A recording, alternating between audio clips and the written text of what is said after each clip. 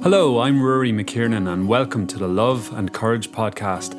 This is a community-supported podcast made possible by donors and patrons like you. You can help the podcast grow by subscribing to it, leaving a review and a rating, and by spreading the word wherever you can. You can also support by becoming a donor or a patron and receive a Love and Courage t-shirt, badge, special mentions online, and discounts on future workshops and events. You can find out more at loveandcourage.org. Thanks so much for your support. It really means a lot and is hugely appreciated. I hope you enjoy the podcast. It's no measure of health to be well adjusted to a profoundly sick society. My guest in this episode is Ivor Browne, an 88-year-old former chief psychiatrist of the Eastern Health Board, Professor Emeritus of Psychiatry at University College Dublin, a jazz musician and an author. Educated at Harvard, Ivor is well known for his opposition to traditional psychiatry and his scepticism about psychiatric drugs. He has experimented with LSD as part of the therapeutic process, and his life is the subject of the 2017 documentary film Meetings with Ivor, which was directed by Alan Gilson and produced by Tomas Hardiman. Ivor is a figure of legendary status, and he's no stranger to controversy. There was no doubt in my mind that when I sat down with him at his home in Dublin that the conversation would be lively and fascinating, and I wasn't disappointed. So here we go, folks, the Love and Courage interview with Ivor Browne. Ivor, really appreciate you making the time. You're a man that is supposed to be retired, I believe, but I don't see any evidence of that at all. I don't see much evidence of it either. and you're probably unlikely to retire. You're a man that is in love with life, I think. Well, the question would be, what would you do if you're retired? I don't play golf or do any of these hobby pursuits. So I don't see much point in it. And like, are you still? Also, it helps to delay the Alzheimer's. What about the music? Are you doing much music? I'm definitely with the music now because of these hearing aids. I can't. It tends to sound out of tune. Like if I play on a whistle, Ronan says my son sounds perfect, but to me it sounds out of tune. Right. So you can't get the same joy from it. No, and even listening is not the same. Yeah. But that's old age.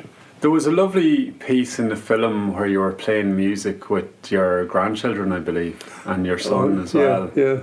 So music's obviously been a big part. It's been a central thing in my life, yeah. But it's letting me down a bit now. It might come back, please God. And like, in terms That's of... a hopeful statement. Well, never say never. Never say never. And like the role of music and creativity in general, it feels to me that it's often misunderstood or neglected as a force or tool for healing and change and transformation. You know, we talk a lot about talk therapy or medication, or there's any number of methodologies, but why hasn't music been used in that way more, do you think? Well, it has been used to an extent, but I think it would be very fruitful if it was used more. But this is all to do with the heart, you see. The trouble with the Western way is it's all thinking about, if you ask where the person with their mind is, they tap their head. But that's very questionable that the mind is up there in the brain. So I think we badly need to open a relationship to the heart, and there's quite a bit of work going on in the background on that. But even if you look up the people who've been, studying neurophysiology and so on, they're really all concerned about the brain. Very little mention of the heart. But I think that will come. There's a very good documentary by a fellow called David Malone. He's English, although it sounds like an Irish name. A whole documentary on the heart and the significance of it, and that's worth watching. Minds and Hearts, I think it's called. The clock is ringing here for the heart to come in. I think it's probably time to hear more about it or from it, in particularly in healthcare. Yeah. Like you've witnessed a lot of positive change over the years as well, because you know, when you started out, a lot of the therapies on offer were quite brutal, to say the least. Yeah, but they're still just as bad. Do you think? They've replaced the manual straitjacket with chemical straitjackets. I think I read something you wrote about the institutionalization is still happening, but it's happening through medication. Yeah, and people on a sort of community circuit, you know, going from day centres into psychiatric units, but the real picture hasn't changed. So I don't see much sign of improvement. In fact, many things have deteriorated. When I was in the States in 1960, there was a lot more dynamic thinking, and, you know, because of partly the influence of psychoanalysis, a lot of emphasis on psychotherapy. The training of young psychiatrists was all about psychotherapy. That's completely gone now. With the advent of the technology and brain imaging and so on, they've just thrown out the baby with the bathwater, which is no replacement, you know. Why do you think there was a blockage or a stop come the 60s or 70s when things went the other way? Was it technology, or was it economics, or...? It's a mixture of all those things, a mixture of what... You know, there's a collusion between the pharmaceutical companies and the insurance magnates. And I remember a fellow was over here from the States telling me that if he spent an hour, he could see 4 people and put them on medication, and the insurance would pay for it. If he spent the hour in psychotherapy with one person, that's all he would see, and they wouldn't even pay for it. So there's a collusion, as I say, between pharmaceutical companies and the whole insurance scheme, which effectively irons out any real psychotherapeutic work. It does seem that real healing takes time, and that we can't have a fast food version of it. Well, I think it's an unusual relationship to time. I mean, in one sense, in one session, if you can reach the nub of something, a lot can happen. On the other hand, you could go on for a year and have nothing happen. But there is a place for more prolonged psychotherapy, all right. But there is that point that if there's something that needs to be reached, you either reach it in one go, or you could go on indefinitely and not get there. You could be on a roundabout.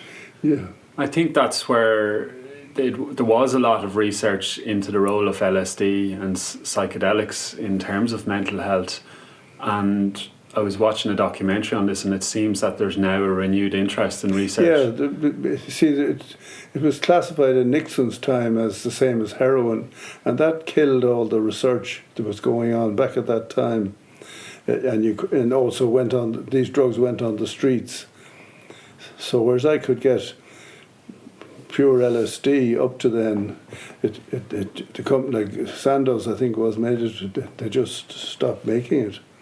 So all that research dried up. In the last few years, even though, as I say, it's still classified as dangerous like heroin, there are 9 or 10 places now studying psychedelics again, which is very good, because they're not drugs of the same kind as cocaine or any of these. They're a rich field for study. And since then, this drug now that's come up, that they have in Peru and that area, ayahuasca's come on stream. So there's a great deal to be covered, because it says something very fundamental about our relation to reality and to a wider reality. Yeah, I actually one time was going through a hard time. I went to Peru and I participated in an ayahuasca ceremony. I did, yeah. And I would have felt it gave me much deeper layers of perception into my own reality and the reality of the world around me than spending 40 years reading books might. Exactly. It's interesting, how if scientists were trying to find, first of all, if you take ayahuasca, it's inactivated by MAO in the stomach, but through their intuition, they found something to knock out or eliminate the MAO so that it can work. But it would take a lifetime of Western science to find that. And there also, it struck me that like ayahuasca is something that seems culturally indigenous to parts of the Amazon, obviously because where the plant comes from.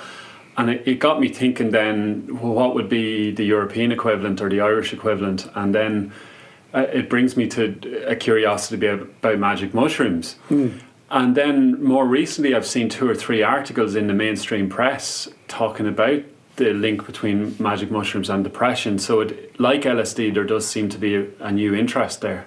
Yeah, and the magic mushrooms were probably available to the Druids back at that time. So it'd be several thousand years later, similar to the sort of relationship you have in Peru or Brazil. That's it. It seems that to some extent some of what might have been an Irish indigenous culture was eroded from our memory. Yeah, because of that damn fellow St. Patrick. Well, so tell me about your relationship with St. Patrick. It would be better if he never came. Do you think it's a strange one? We had a good nature religion. Do you think we were grand at hanging out with the snakes? But it is an interesting one that Irish history seems to begin and end with St. Patrick, isn't it? Yeah, which is a shame because there was a very rich culture there with the Druids and the poets that followed them, you know. What are they called? Philly, is it? Yeah. And all of that was downgraded by the arrival of that damn fellow. I remember going up to Croagh Patrick once in Mayo, and I was doing a trip around Ireland in a camper van. This was maybe 10 years ago. And did you ever meet that guy Michael Quirk in Sligo? He's a wood carver. No. And he makes the most amazing figurines out of wood of Irish figures from history or myth or legend. So I got one of Lugh, who was in Irish mythology, the sun god. And I had him in the passenger seat going around Ireland. He still has a feast day up there around Belmullet. Oh, he would, yeah. I mean, in August, I think. Lunasa was the big festival of Lugh, but they say London and Lyon in France is named after Lugh. Yeah. But I read this book then that said that Croagh Patrick was previously known as Lugh's Mountain.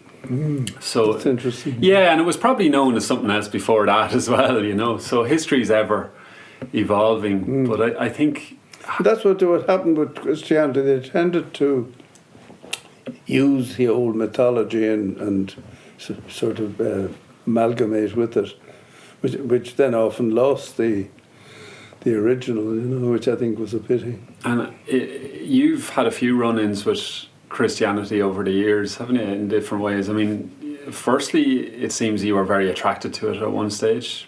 Catholicism. Yeah, I think we all go through different phases. I was satisfied as an atheist, then I got TB, and when you're in bed, you know, for 2 goes of 6 months, you start reading, and then I got a different perspective, you know, started tinkering with Thomas Aquinas and stuff and St. Augustine. Because an awful lot of people who say they're atheists, it's really a failure to think and to read appropriate literature, you know. And did you, as the song goes, did you lose your religion at some point along the way, or was that Well, I think with account of going to India, started in 1978. The old saint that I met there, he said that spirituality begins where religion ends. And I saw the shortcoming then. I think that religions give you some idea that there's some kind of source or purpose, but they tend to dam up any true spirituality. So you have to break free of them to really open up a fuller spiritual connection. So in a way, were you like the Beatles when you went to India? Things really opened up, and that was a key milestone in your... It was, because I was just lucky that I heard about it. It's very hard to find a genuine guru, as they call them. 99% of them are charlatans and in it for what they can make. So to find a real saint, but I was just lucky through a connection to find an old man who I think was a great incarnation, similar to Christ or Buddha.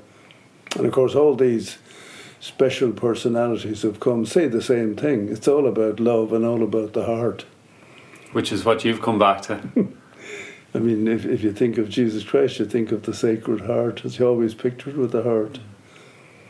And like I understand that a lot of your own practice now revolves around the heart, and that's the meditation. Yeah, practice. because that meditation that I do is heart-centered.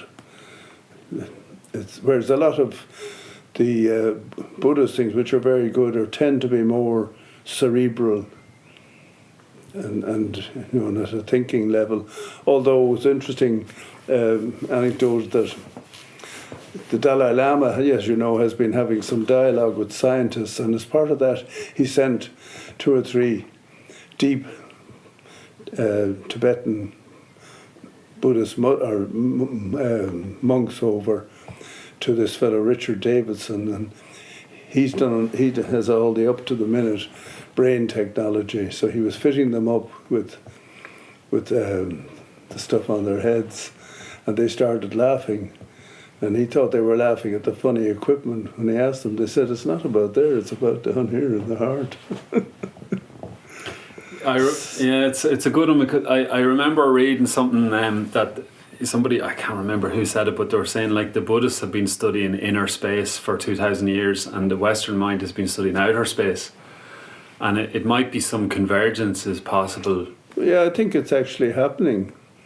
Because Western science tended to look outwards and with initially no involvement of the observer. It's only with the quantum people that subjectivity and the observer is tied into whatever is being observed at that level. So it's come full circle, and in that sense, it's the insights coming are similar to what rishis and Taoists in China came on by going inside.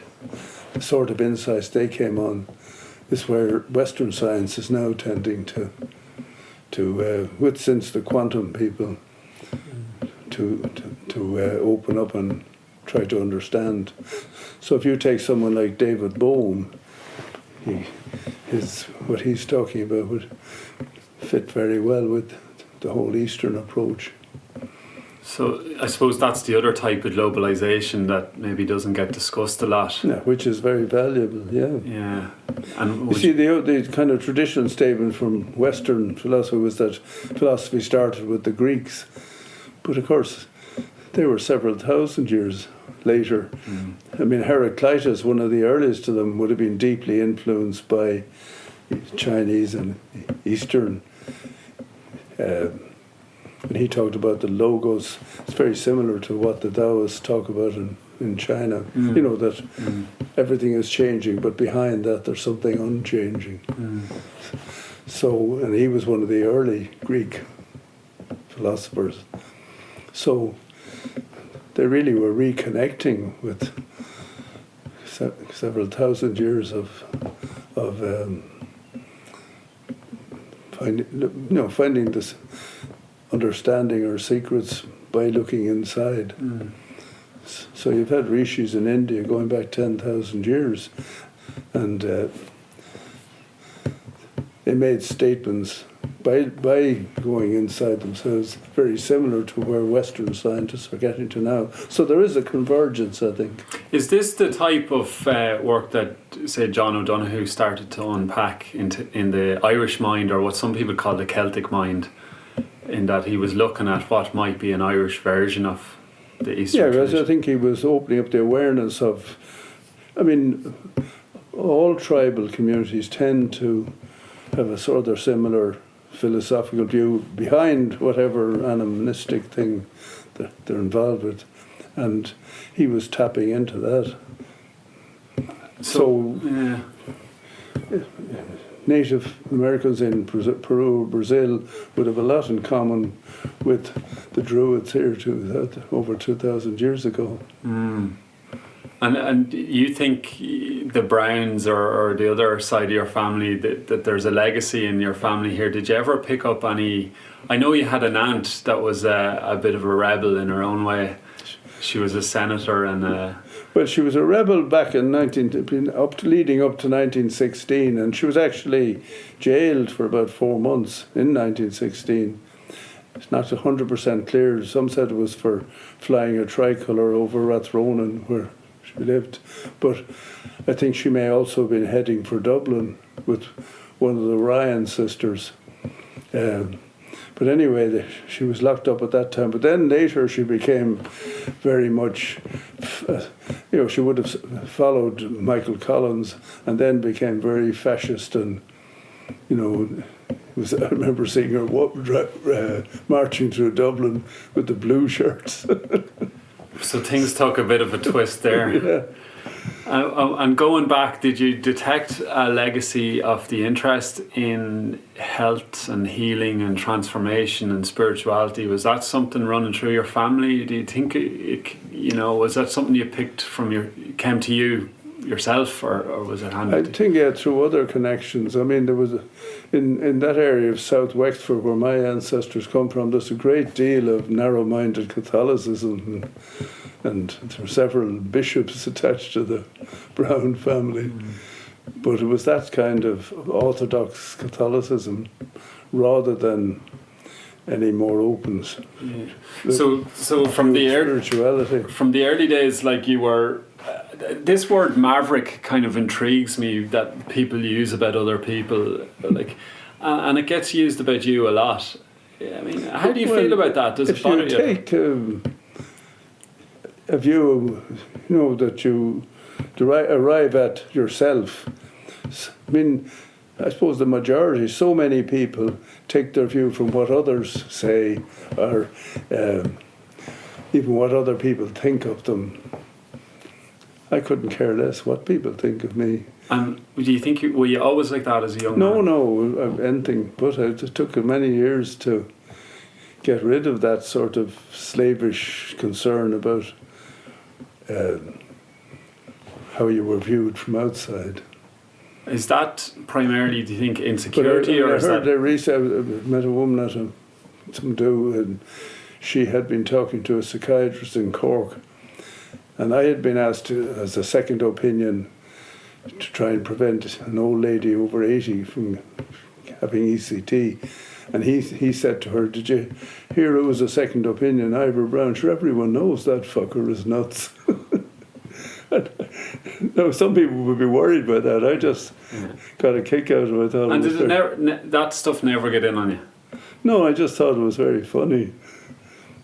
Well, because I had, if you can have your own view of yourself, such as it is, doesn't mean you think you're great, but just that you have your own view, then the view of other people ceases to matter. And what has been your relationship with ego, for instance? Say, for instance, you had very prominent roles over the years, you had status, your prestige, and now you have a film made about you. So you do have people coming to you and looking to you. Yeah, but I think it's a projection. I don't think it's very little to do with me as a senile old idiot. It's a projection in people's minds of whoever this Ivor Browne character is. It's really nothing to do with me. So I get you. But you're, like the senile old Egypt bit, that's a projection on yourself as well that isn't necessarily accurate.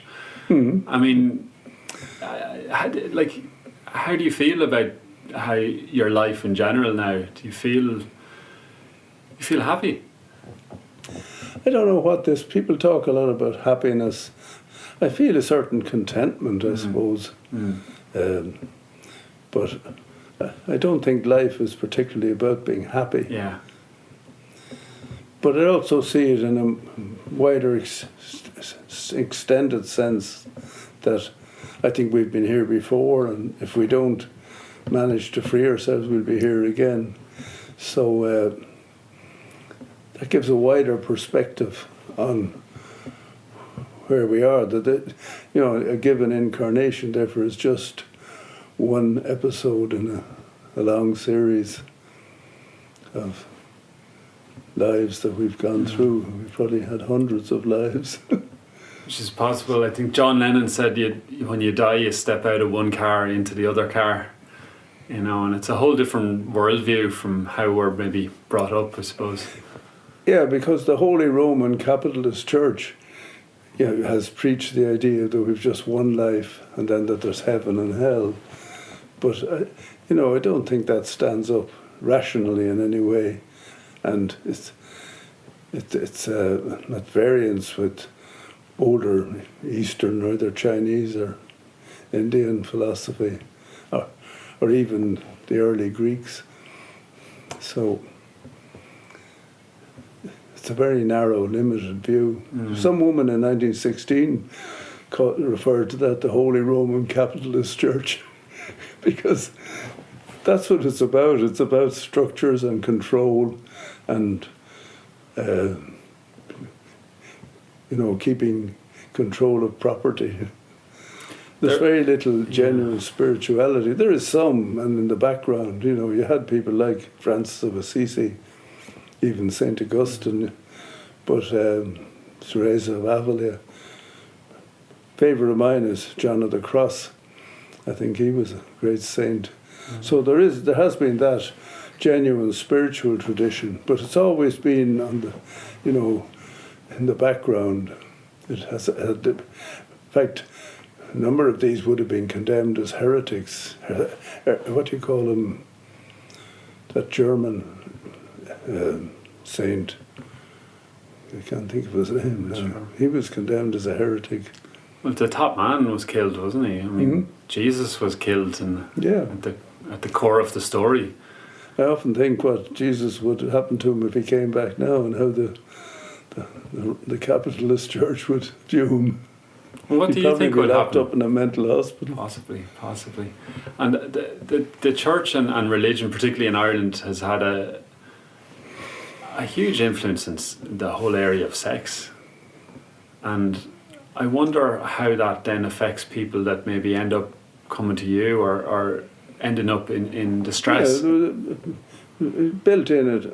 First of all, too much of preoccupation with sex and the control of it, and a very deep input of shame. So I don't think any of that has been healthy. And it's been very much an Irish Catholic view, because if you look, at French Catholics would have a very different standpoint. And what do you think's uniquely, why did we get this branch of the... Well, I suppose it's kind of come out of our history. Back in when we were under the domination of Britain and the penal times, the clergy were mostly trained on the continent, and they had a very positive role, and I think that's when we developed this strong attachment. But then, of course, as it came on, it with the influence of Maynooth and all of that, and even Daniel O'Connell, although he himself was sensible enough, but Catholic emancipation, all of that turned what was a more genuine spirituality, I think, into a religious, shame-based view of life, and this preoccupation then with sexual control. And of course you can see the effect it's been in the background on the clergy themselves, the whole tradition of mothers wanting a priest in the family, and if not failing that, at least a nun or a brother. All of that repressive tradition, and very shame-based, as I said. Do you think Ireland as a whole is struggling to deal with shame? Yeah, but I think there's been a big break with that. The trouble is that, in a sense of throwing the baby out of the bathwater, that it hasn't been replaced by any more genuine spirituality. It's tended to be replaced by a kind of hedonistic, pleasure-seeking view that a lot of young people would have. although the other stream is there all the time. A lot of young people too are searching for some form of spirituality, but it'd be a smaller part of the general society. Do you think that's something people come to later in life naturally, in their, whether it be their 40s, 50s, 60s? Yeah, I suppose Bernard Shaw said youth is wasted on the young. When we're besieged by hormones, I think we see things very differently to when all that quietens down. Yeah, like I'm just conscious myself, like I'll be 40 at the end of this year, and people seem to put a big emphasis on turning decades, you know, and what it means and what you're supposed to have achieved and so on. But I actually feel with every year that goes, I've hopefully learned a little bit more. And I think there's a hope of some increase of wisdom, but there also, you would hope. There's also that feeling, perhaps you're just coming in now, where you kind of have the realization that we're up to then the possibility of being a great rugby player or soccer. You're not going to shatter my dreams here, right? You know, you mean a realization that this just isn't going to happen. Yeah. So there's a kind of an existential shift. Yeah. Well, thankfully I didn't harbour any of those particular dreams, my physical sportsmanship. But but you can have other equivalents of that, you know. Yeah. But the realization that some of the things were there as a possibility now cease to be a possibility. Yeah, which is the reality of aging. And it feels as well that the dominant culture that we have struggles with aging as a whole as well. It doesn't necessarily view it in a healthy light or support it in a healthy light. No, it's tended to be, idealising youth and that whole aspect thing. But there's a bit of a shift coming now. People are beginning to say that there can be wisdom in some older people. Yeah, which is one of the reasons I'm here now. And that's something of a change of perspective, I think. But it's the dominant trend would tend to idealise youth and vigour and of course all that embrace with technology. I mean, if I walk up the Dodder there now, older people will say hello to you. All the younger generation have things sticking out of their ears and they're completely out of touch. Yeah. And they don't relate to a human being passing them, which I think is sad. That was why Richard Carney is a good friend of mine. The philosopher. He works in Boston College now, but he spent a lot of time in France. But he wrote that very interesting article saying about people don't touch anymore. That's physical intimacy. To develop, I mean, that's linked to the question of the heart and relating heart to heart, which would then make to hug someone more natural. Do you think that's connected to the sex element in some way, the fear of intimacy? Yeah, I think people are, because of this shame-based culture, would be afraid of that, of any kind of intimacy that would tend to be interpreted in that way. But of course it doesn't have to be. And to give someone a hug heart to heart doesn't have to have a strong sexual connotation. But people are scared of it for that reason. So when you're on your walks and you might meet a younger, is it a fact that you just wouldn't necessarily meet a younger person then because they are with their headphones on? You don't meet them as a person. They walk past you. They don't relate to your presence at all. I think that's sad. They're already relating to another world.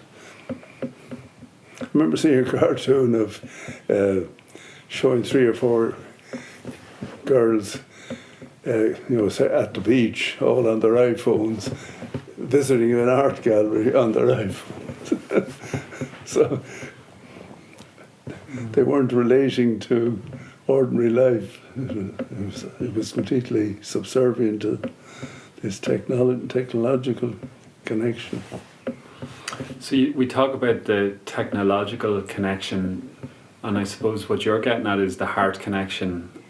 And a lot of people who end up in dire straits, they maybe have lost that connection somewhere with, or never got the love or connection that they needed. Yeah, I think it's a pity. The present spiritual guide in that tradition, the meditation I've been following, Saharaj Marg, he's so sensitive now that he finds it disturbing to have a microphone or any kind or phone near his head because he's so spiritually sensitive, you know. So I thought it was interesting. How do you still see people, don't you? You know, people still occasionally come to you, or maybe not more than occasionally. Yeah, I work on Wednesday and Thursday morning. I don't know how much longer I can keep that up to be reasonably compos mentis, but I'll be this week now. I'll be seeing 3 people on each morning. I've cut it down a bit. I used to see 4 or 5. And so if there are people listening to this now, we're not going to advertise you open for business because you've already a huge waiting list, no doubt. But are there 2 or 3 key messages that you would tend to communicate to people that are common messages in the journey for them to overcome what they need to overcome? Well, it's not easy to answer that because it's a wide range of problems that people come with. But I would tend to be very aware now of the heart connection, irrespective of what the surface problem that people come with. And I find that enters into a lot of my work in recent times. Are they responding to that? Well, they're generally very unaware of it, but if they can begin to feel some awareness, and I think that's where most people that come to me, I give them a hug to start with, which is the beginning of a heart connection. As you say, you should ask permission. Well, yeah, we were talking before we started the interview that I went to hug a teenage girl recently after a meeting, and I found myself stopping because in youth work, technically you're not supposed to do that. So I asked her permission, and it was all fine, but it's just when our humanity is stripped away and we're professionalized to the point where the love and human... Yeah, where everything's seen from a risk point of view, which I think is a shame. Yeah. Because obviously that dimension exists, but it doesn't have to dominate everything. Yeah. And it isn't necessarily important for a lot of human relationship. I just want to talk a little bit about back to medication, where, you know, I know people in my life that have been diagnosed as bipolar, and they've been sent on a very intensive journey with medication. And but all of this, I think, is part of psychiatric mythology. I've got a fellow called Edward Shorter in Canada. He's a kind of psychiatric historian, but he had a very nice definition. He said, psychiatry is a barren tundra, you know, the tundra in the north of Canada. Barren tundra, where drugs that don't work are used to treat diseases that don't exist. I think that's a good summary of a lot of what goes on as part of psychiatry. But fundamentally, how many people that are diagnosed with bipolar are going to get somebody to tell them that it doesn't exist and the drugs don't work? Well, that's the trouble, you see. You've got a very powerful background with these pharmaceutical companies pushing this, and with command of advertising and, you know, very powerful position in influencing societal thinking. So that's not easy to combat. So a young psychiatrist who potentially sees wider on that is going to struggle to... I don't find that the younger ones are better. I think if anything they're more hidebound because they're only fed message from one point of view. There was more psychiatric enlightenment, I think, in the 60s, but particularly in the States, partly because of the influence of psychoanalysis. Undoubtedly that it oversold itself, but because of that there was a much more awareness of psychotherapeutic issues. When I was there, as I say, 60 to 62, very different atmosphere now. It's turned right around now to being all about brain technology and medications. And the companies have become much more powerful influence.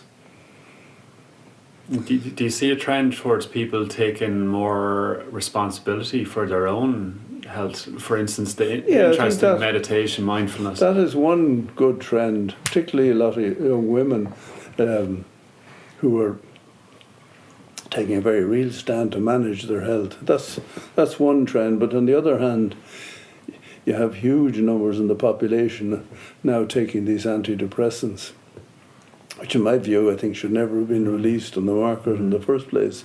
I read a statistic recently that 23% of American women in their 40s and 50s are on antidepressants. Yeah. It's 1 in 4. Yeah, and I think that's a terrible comment. Doesn't that ultimately suggest that we're living in a fundamentally sick culture? It's as Krishnamurti said, that what's the quote? It's no measure of health to be well adjusted to a profoundly sick society, which is where a lot of people are. You know, we have to adjust ourselves to sit in front of a computer for 8 hours during the day. I find I'm exhausted if I spend an hour on the internet. So I think it's questionable how healthy a lot of that is. And what effect it's having on our physiology and our cerebral management, if that's the word. You mentioned that a lot of women are picking up on you know, the mindfulness and self-care and so on. And I've noticed that myself, different courses or classes I've gone on, that it'd be, generally I could predict that it's going to be 3/4 women. Yeah, no, they're much more aware. Well, they have a more real approach generally, I think, to life than men are kind of floating on top of things. But women, because of have to be in touch with their physiology, so they're much more aware, therefore, of their bodies and of what's going on inside them. And I think that's a big difference between men and women. Whereas men tend to be up in their heads thinking the great ideas. Is there a vulnerability aspect there that it can be harder for lads to admit that they maybe need to go on a quest? Have you found that? I mean, that a man can be more stubborn, perhaps? I'm not sure. Yeah, I think men are in a very questioned position now, because the role of the hunter and if you like, the colonial entrepreneur, all of that has virtually gone. So you now see men regularly wheeling prams, but that also brings up a question for men as to, you know, what is their masculinity, and they can be feeling quite vulnerable. So the era of the robber barons, you know, like I can't think of the name now, Carnegie, and I can't think of the other one. We have Dennis O'Brien here, but this is a bit of a relic of the past. Mind you, the question of inequality is really reached a dangerous stage. There was one of those groups, I can't think which one, put out a statement there a year or so ago that you could fit all the wealthiest tycoons on a double-decker bus, and they control more of the available wealth than maybe 2.5 billion people in the so-called less developed world. Yeah, I think that was an Oxfam report, and it was Oxfam. That's the one I'm thinking of. Yeah, and that inequality is getting greater. there's more control of wealth going to this small group on the double-decker bus. And the double-decker bus seems to have arrived in the White House. Yeah. Well, that's probably a function for Donald Trump, that he, in a sense, he's bringing that negative aspect to full expression, which I think may open the door to a change and some more positive development.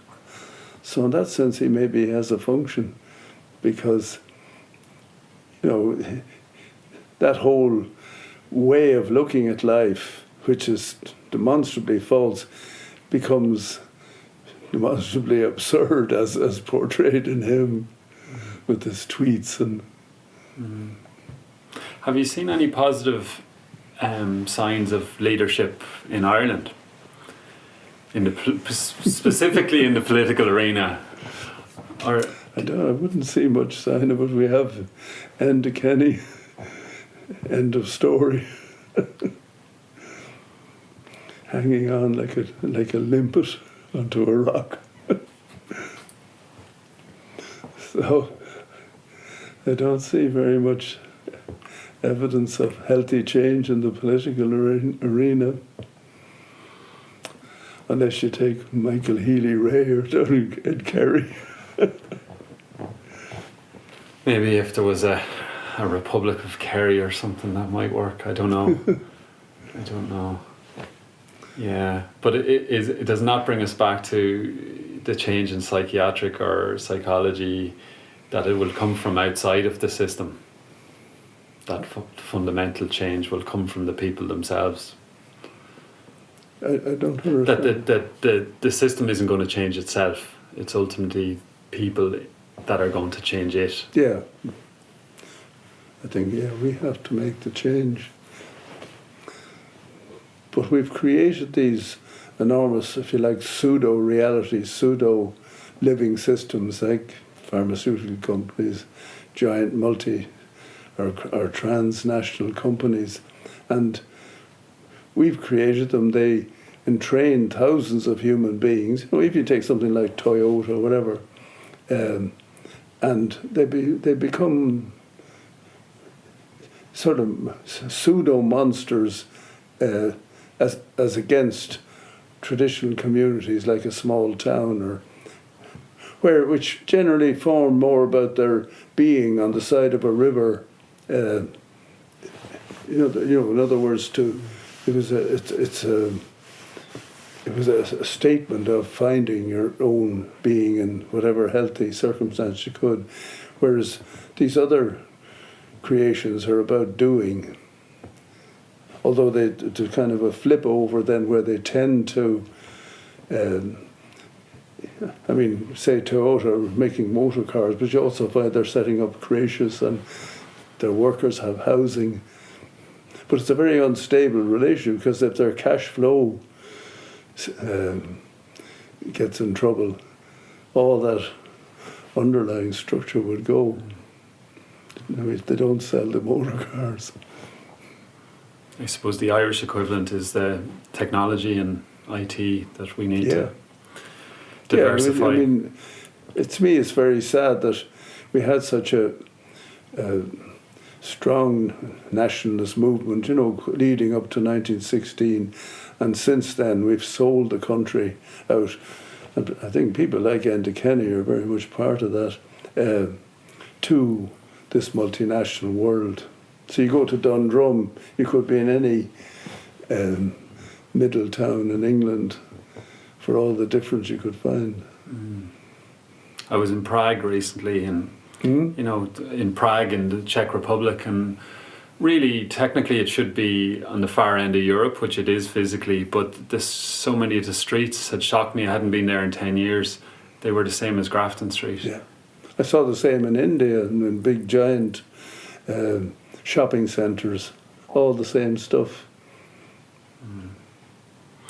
What advice would you have, Ivor, for a young man or woman starting off in their journey in life, maybe about to leave school at 17 or 18? My old saint in India said you should never give advice because people don't take it, and then they blame you for not working. So I think it's better to avoid advice. We'll leave it at that. I really appreciate your time, Ivor. It's been a pleasure. Thank you. Great. Thanks very much. Appreciate the time. I'll give you the hug now for that. Yeah, I have to rise up. Oh, God. We all need to rise up. Good man, heart to heart. That's it. Thank you for listening to the Love and Courage podcast. I hope you enjoyed it. I'd really love if you could subscribe to the podcast, rate it and review it, and spread the word on social media and wherever you can. While I love doing these interviews, they take a lot of time and effort in research, production, post-production and publicity, and there are some costs involved. If you would like to chip in and help the podcast grow, it would be really appreciated. All contributions welcome, and monthly patrons can receive a Love and Courage t-shirt, badge, special mentions online and discounts on future workshops and events. And this support helps me to help others in the community in my day-to-day work. My sincere thanks to all of you who have already supported in so many different ways.